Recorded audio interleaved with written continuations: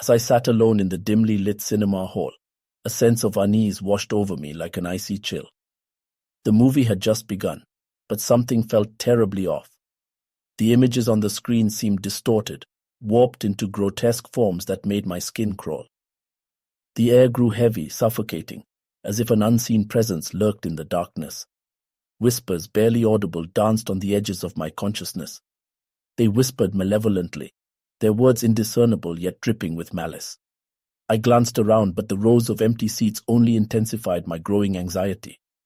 Shadows writhed along the walls, their twisted dance mocking my fear. Fingers trembling, I reached for my phone, desperate for a connection to the outside world, a lifeline to sanity. But as I unlocked the screen, my heart froze in terror. The display flashed with a ghastly face, twisted and contorted, its eyes boring into my very soul. A guttural scream tore from my throat, echoing through the vacant theater. Yet, no one came to my aid.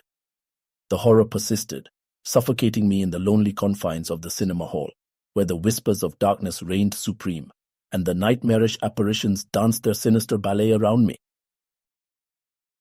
Reluctantly, I volunteered to retrieve the lost cricket ball that had somehow ended up in the notorious haunted house near the cricket ground. My friends warned me, their voices laced with unease, but bravado got the better of me. The moment I stepped foot on the creaking porch, a shiver raced down my spine. The house loomed before me, dilapidated and eerie. Its broken windows were like hollow eyes staring into my soul. I hesitated, my heart pounding in my chest, but the desire to retrieve the ball pushed me forward. Every creak of the floorboards echoed through the desolate halls as I cautiously navigated the dimly lit interior. Dust-covered furniture stood frozen in time, as if the house held its breath, waiting.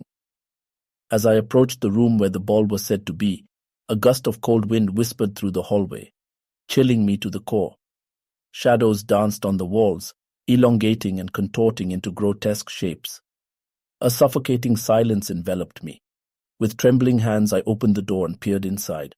The ball lay innocently on the floor, bathed in a beam of moonlight that cut through the darkness.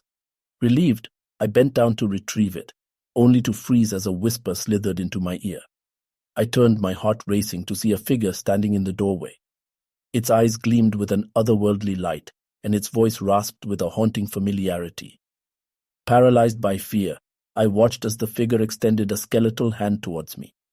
With a surge of adrenaline, I snatched the ball and bolted out of the haunted house, my friends waiting anxiously outside. As I stumbled into the safety of their arms, I dared not look back.